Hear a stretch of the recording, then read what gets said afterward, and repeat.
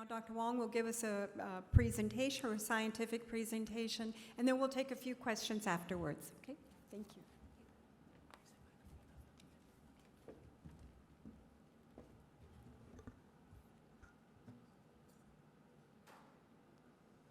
So my lab is mainly interested in epigenetics. As we know, human genome can be influenced by many different external factors. The genomic information is stored in the DNA and can be passed down to the next generation. And many external factors such as pollution, virus, and stress, and dietary, and also the exercising can influence our human genome and introduce the diversity into entire human population. So many different factors, such one of the important factors called epigenetic regulation, can reshape the human genome and to respond to the external factors and without altering the external factors, without altering the genomic code. And many epigenetic regulators can retain in the nucleus. As we know, human contains the 23 pairs of the chromosome. And when we unwind the chromosome, we will see the DNA wrapping around the nucleosome and form the beads on the string structure. And the genomic information is stored in the DNA without altering any, remains identical, remain everybody. And to introduce the diversity and the flexibility in our human body, the biological system developed a very smart fine-tuning system by decorating the DNA and the chromosome and with different modifications. And these modifications can recruit different proteins and introduce the tremendous possibilities in response to external factors. And those epigenetic regulators plays a very important role in regulating the human development and aging process, as well as introduce the different diversity into the human population. And the dysregulation of the epigenetic regulator can cause the disease such as cancer. So therefore, it is important to develop some effective treatment to targeting those dysregulation of the epigenetic regulator and the benefit for the human health. So my lab is very interested in one of the epigenetic modification called the Dna Cytosine Methylation. As we know, human genome contains 4 bases, A, T, G, C, and now among these 4 bases, cytosine can be modified by a family of enzymes called the DNA methyltransferases. And this enzyme can add the methyl group on the 5 position of the cytosine and form another base called 5-methylcytosine. So although the chemical structure between the cytosine and the 5-methylcytosine remains almost similar, and they function very differently. So 5-methylcytosine can signal for the transcription repression and maintain the genome stability. And the DNA methylation pattern is very different among all the cell types. And therefore, it can be used as a potential marker to monitor the disease progression and the treatment response.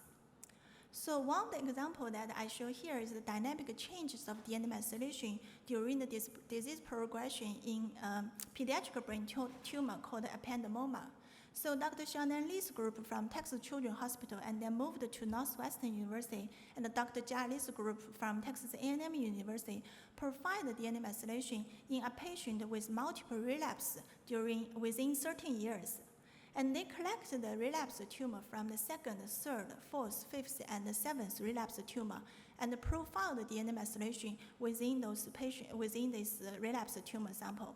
And they compared the DNA methylation similarity between the adjacent relapsed tumor sample. And then they used the Pearson correlation coefficient to look at the similarity between the DNA methylation within those comparisons. And as we can see from the first panel, and the DNA methylation between the normal brain tissue and the second relapsed tumor and show very low correlation coefficient, suggesting they have very distinct DNA methylation pattern. And during the disease progression, we can see the correlation is significantly increased, especially at the late relapsed stage. So this analysis suggests that there are some cell population with very distinct DNA methylation pattern can be selected out during the disease progression and account for the relapse. So therefore, if we can identify the therapeutic vulnerability within this cell population, and it can significantly advance the therapeutic efficiency and overcome the relapse. So to do that, we continue collaborating with the Dr. Wills Parson in Texas Children's Hospital and Dr. Jia Li and Xiaonan Li to provide the DNA methylation in the pediatric brain tumor.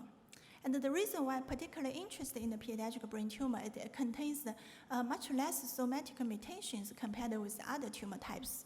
So as we can see from this analysis, and this paper basically compared the somatic mutations among all these listed tumor types. And we can see ependymoma show the lowest somatic mutation compared with other tumor types. And there's another pediatric brain tumor called the medulloblastoma, also show relatively lower somatic mutation compared with other types of cancers. So from this analysis suggests that the non-genetic events, such as epigenetic dysregulation, might contribute to the tumorigenesis in the pediatric brain tumor. Therefore, we aim to provide the DNA methylation within the tumor, the pediatric brain tumor. So liquid biopsy is one of the advanced technology to aid the tumor diagnosis and molecular characterization. So this technology relies on detecting the debris from the tumor cells in the body fluid. And one of the common material used is the DNA purified from the tumor cells after cell death. And so because of the specific unique anatomic structure of the brain, and the cerebrospinal fluid is often used to aid the diagnosis within the patient with brain tumor. So the advantage of using the CSF is obvious. So it contains much less non-tumor cells, such as white blood cells, than plasma. So it can significantly increase the signal-to-noise ratio and to better identify the tumor DNA fragment in the CSF. At the initial phase of this study, the major challenge we have is we can only purify the less than 1 nanogram DNA from 200 microliter of the CSF. And therefore, we have to develop a very sensitive method to provide the DNA methylation within this tiny amount of DNA. So my lab put a lot of effort and optimized the condition, and eventually we obtained a high quality of the sequencing library to provide the DNA methylation using this tiny amount of DNA. So this is the result we got. So basically, first we compared the DNA methylation between the normal brain tissue and also the tumor tissue, hoping to identify the tumor-specific DNA methylation signatures. And here we can see from our result, we can identify that the DNA methylation between the normal tissue and the tumor tissue show very distinct the DNA methylation pattern. So this is the heat map shows that the blue indicates low methylation and the red indicates high methylation. And then we extend our study to the tumor fragment purified from the CSF sample. And we can see that DNA methylation in the CSF show very similar pattern compared with the tumor tissue, suggesting that we can use the DNA methylation from the CSF to reflect the epigenetic status from the primary tumor. And this is another analysis to look at the DNA methylation within the 4 compared groups. And clearly we can see we can use the DNA methylation to separate the tumor tissue with the normal tissue, as well from the tumor, as well as from using the CSF purified from tumor patient with the CSF purified from the non-tumor patient. And in addition, we can also use the DNA methylation signature to separate the tumor subtypes. So overall, our study suggests that we can use the DNA methylation signature in the DNA purified from the CSF and to reflect the epigenetic status from the primary tissue. And next question is we're trying to address whether we can use this DNA methylation signature to monitor the disease progression. So what we do is we collect the CSF from individual brain tumor patient at different disease status, including at diagnosis, on treatment, and also the before relapse. And then we provide the DNA methylation within those CSF samples. And we found that set of the CPG site, their DNA methylation can be used to track the disease progression. So as we can see here, in the tumor DNA, we found that within this CPG site, we show significant decrease of the DNA methylation compared with the normal tissue. And similarly, we also observed the lower DNA methylation signature in the CSF purified from the matched the patient. And on the treatment, we can see the DNA methylation is increased and during the treatment. And also this DNA methylation is almost reached to the similar level as the normal brain tissue. And more interestingly, we find the significant decrease of DNA methylation in the CSF purified from this patient before the relapse. And this DNA methylation change happens much earlier than the cytology diagnosis. And this suggesting that we can use the DNA methylation to aid the early tumor diagnosis, detect early tumor detection. So of course, we needed to extend our study to more patient cohort and to identify the reliable marker. And this study is supported by CPRIT. We really appreciate the CPRIT support and also really appreciate the support from patients and their families. So hope I convinced you that the DNA methylation is one of the important epigenetic markers to shape the human genome, and it can be used to identify the cell types and also monitor the disease progression. And in addition, loss of DNA methylation is often observed in the cancer and aging process. So this is the analysis performed a couple years ago by Dr. Berman's group, and they purified the CD4 T cells from the newborn baby, and which is a top track. And also they purified the CD4 T cells from an individual more than 100 years old. And they provided DNA methylation within these CD4 T cells. As you can see, the yellow indicates the high methylation and the blue indicates the low methylation. We can see there's a global DNA demethylation happened during the normal aging. And this global DNA methylation can be also found in the cancer cells. So this suggests that there are some critical factors that play an important role in regulating the DNA demethylation. So therefore, we're trying to understand what is the mechanism for the DNA demethylation. And there are many different contributors and factors that contribute to the DNA demethylation. And in my following study, I'll mainly focus on one factor which contributed to the active DNA demethylation. So the molecular basis of active DNA demethylation has been discovered more than 10 years ago by my postdoc mentor, Dr. Angela Rao's lab. So what she discovered is called enzyme called the TET protein, stands for 10-11 translocation. So this enzyme can add the hydroxyl group on the 5-methyl group of the cytosine and form 5-hydroxymethylcytosine. And then it mediates the DNA demethylation. So by that time, we realized that the 5-hydroxymethylcytosine is another novel epigenetic modifications in our human genome and contribute to the DNA demethylation homeostasis. And the balance between the 5-MC and the 5-HMC is very crucial to maintain the normal cellular function. So at the same time, when we discovered the TET protein, and the other genetic screen also identified that the TET2, which belongs to the TET enzyme, and is frequently mutated in the human blood cancer patients. And here two examples shows that there's different types of somatic mutation has been identified in coding regions of the TET2 and in different types of the myeloid cancer patients. And this is the bottom panel is the crystal structure of the TET2, skeletal domain of TET2, and the red indicates the patient-related, disease-related mutation in the TET2. And then we further monitor the 5-hydroxymethylation level in the bone marrow aspirates purified from the healthy donor and also the myeloid cancer patients.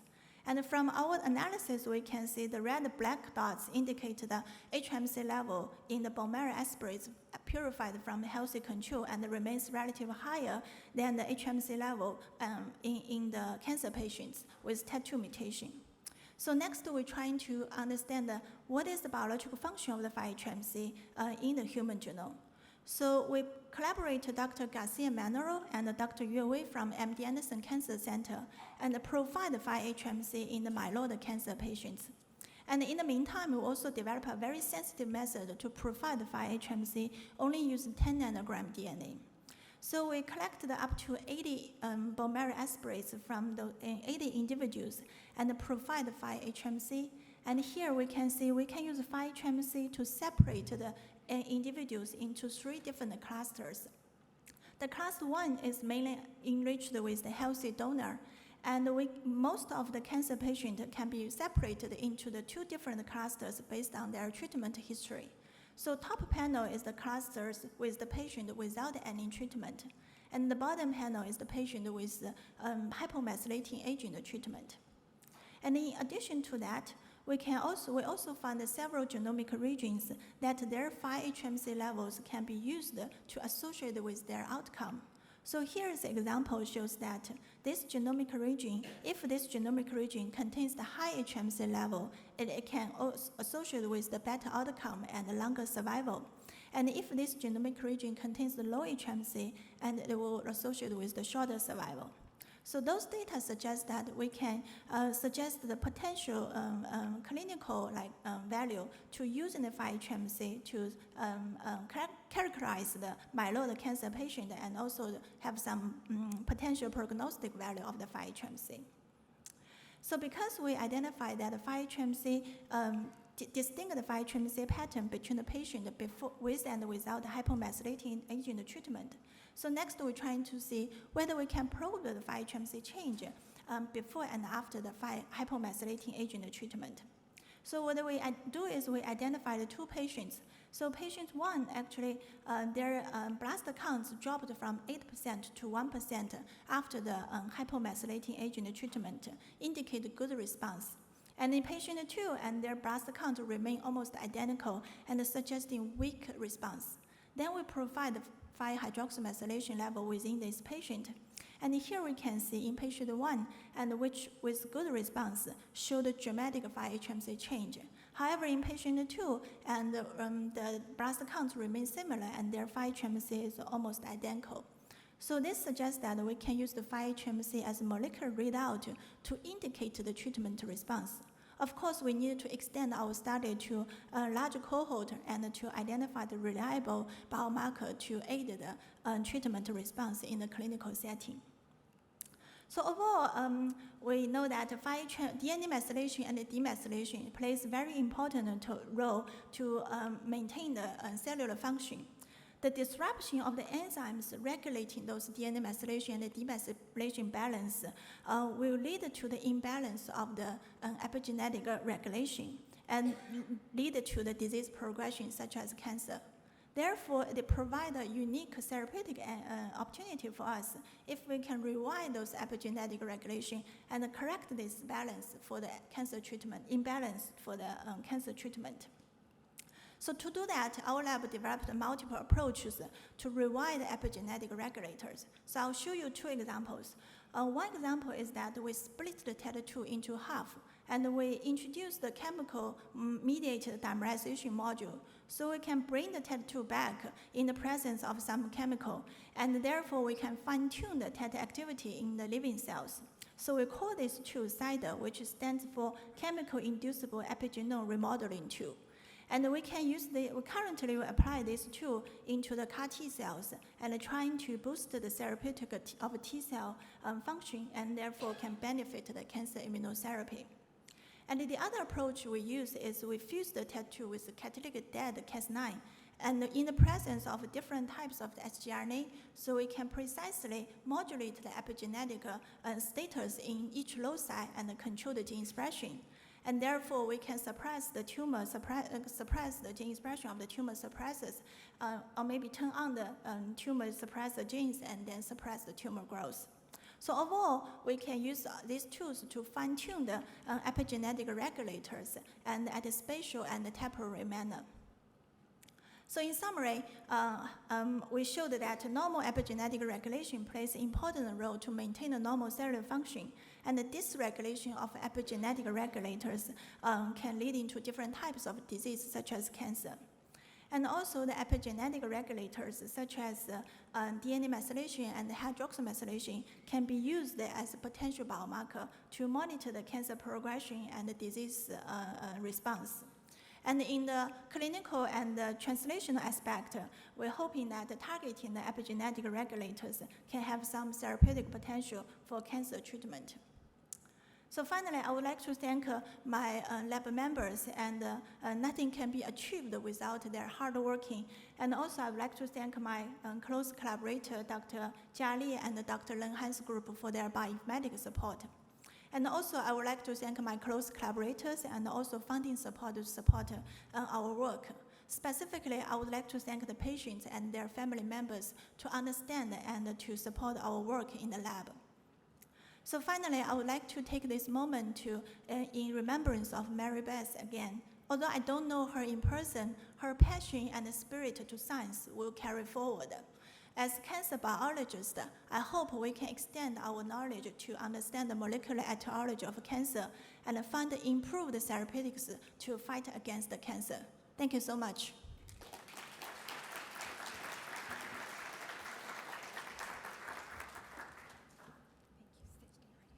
Thank you, Dr. Huang, for that amazing presentation. We have about 5 minutes for questions for Dr. Huang, if anybody would like to come to the podium and keep your question brief. And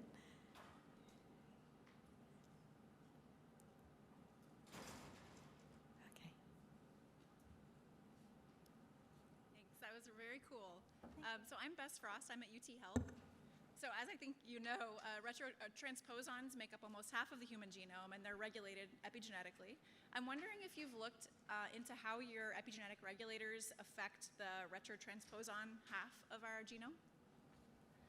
Yes, so as we know, the DNA methylation always has high enriched level in retrotransposable marked region, right? So the depletion of the DNA methylation can increase the retrotransposable element and increase the expression of those and induce the genome instability. So this actually can be used as double-edged sword. So the increase of the retrotransposable element indeed can cause different type of disease and introduce the genome instability. But on the other hand, it can also increase the intracellular immune response and can enhance the CAR T therapy. So I think if we can use this disruption of the DNA methylation using DNA methylation inhibitors in the CAR T cells, it can boost the CAR T cell efficiency against the cancer. Thank you. Any other questions for Dr. Huang? No, I think you just fascinated us you. with that amazing presentation. Let's give her another round of applause. Thank you so much.